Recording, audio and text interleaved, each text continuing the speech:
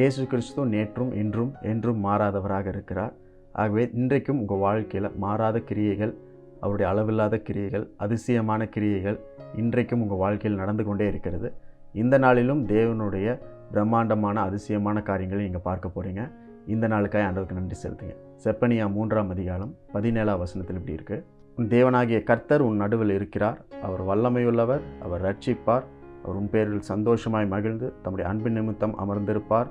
அவர் உன் பேரில் கம்பீரமாய் களி கூறுவார். இந்த வசனத்தில் படிக்கும் பொழுது ஆண்டவருடைய தன்மைகள் நிறைய சொல்லப்பட்டிருக்கு. அதனால இன்றைக்கு டைட்டில் என்ன கொடுத்துருக்கோன்னா, அவர் அளவில்லாதவர். God is unlimited, God is limitless. ஒரு சின்ன உதாரணம், இல்லஸ்ட்ரேஷன் சொல்லணும் அப்படின்னா, உலகத்தில் கோடிக்கணக்கான மக்கள் இருக்கிறாங்க. இந்த கோடிக்கணக்கான மக்கள் எல்லாருமே ஒரு சமுத்திரத்திற்கு, ஓஷன் இடத்துல போயிட்டு அவங்களுக்கு தேவையான அளவுக்கு தண்ணீரை எடுத்து கொண்டு வந்தாலும் இன்னும் சமுத்திரம் நிறைவாகத்தான் இருக்கும். ஒரு நாளும் சமுத்திரம் காலியாகாது.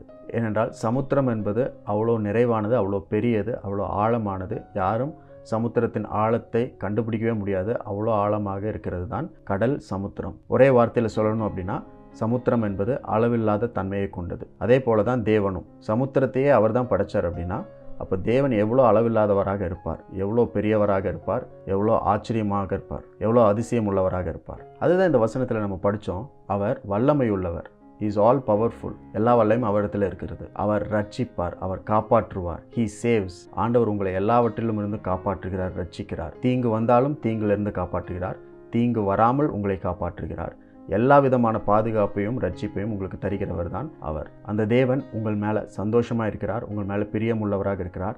தம்முடைய மகிழ்ச்சியும் ஆனந்தத்தையும் உங்கள் மேலே பொழிகிறார். அவர் தம்முடைய கிரியை உங்கள் வாழ்க்கையில் செய்யும்படிக்கு அமர்ந்திருக்கிற தேவனாக இருக்கிறார். அவருடைய காலம் நிறைவேறும்படிக்கு தேவன் அமர்ந்திருக்கிறார். கர்த்தர் உங்கள் மேலே கம்பீரமாய் களி கூறுகிறவராக இருக்கிறார். அவர் உங்களை நேசிக்கிறார். God loves you and God is ஆம்னிப்ரெசன்ட்.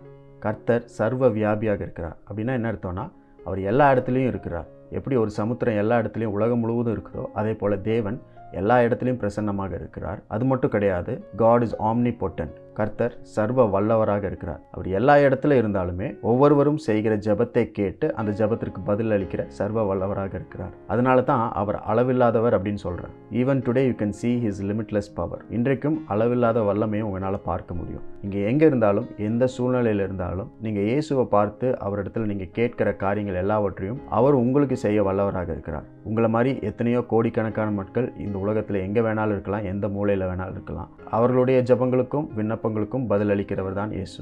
ஒரு சமுத்திரத்தை போல அவர் அளவில்லாதவராக இருக்கிறார். எத்தனை பேர் அவரிடத்தில் வந்தாலும் எல்லோரும் நிறைவடையத்தக்கதாக, எல்லோரும் பலனடையத்தக்கதாக கர்த்தர் தம்முடைய எல்லாவற்றையும், எல்லா ஆசீர்வாதத்தையும் அவர்களுக்கு தருகிறவராக இருக்கிறார். இன்றைக்கு உங்கள் வாழ்க்கையில் நீங்கள் எந்த சூழ்நிலையில் இருந்தாலும் அளவில்லாத இயேசுவின் இடத்துல வாங்க. இந்த உலகத்தில் இருக்கிற எல்லா காரியமும் அளவுள்ளது தான், அளவுடையது தான். ஆனால் அளவில்லாதவர் உங்கள் நடுவில் இருக்கிறார். அதுதான் அந்த வசனம் சொல்லுகிறது. உங்கள் கர்த்தராகிய தேவன் உங்கள் நடுவில் இருக்கிறார். இப்படி அளவில்லாத தேவன் உங்களுக்குள்ளே இருக்கிறார், உங்கள் நடுவில் இருக்கிறார். அவர்கிட்ட நீங்கள் கேளுங்க. இந்த நாளிலும் உங்களுடைய சூழ்நிலை எப்படிப்பட்டதாக இருந்தாலும் எல்லாவற்றையும் ஜெயமாக, ஆசீர்வாதமாக மாற்றுகிற அளவில்லாத தேவன் உங்களோடு கூட இருக்கிறார். அவருடைய பிரசன்னம் உங்களுக்கு முன்பதாக இருக்கிறது.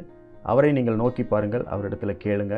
ஆண்டவர் உங்கள் வார்த்தைகளுக்கும் உங்கள் சத்தத்திற்கும் செவி கொடுத்து உங்களுக்காக இறங்குவார். இன்றைக்கும் அப்படிப்பட்ட அளவில்லாத வல்லமையினால் உங்களை நிரப்புகிற ஒரு நாளாக இருக்கிறது. அதற்காக ஆண்டவருக்கு நன்றி சொல்லுங்கள்.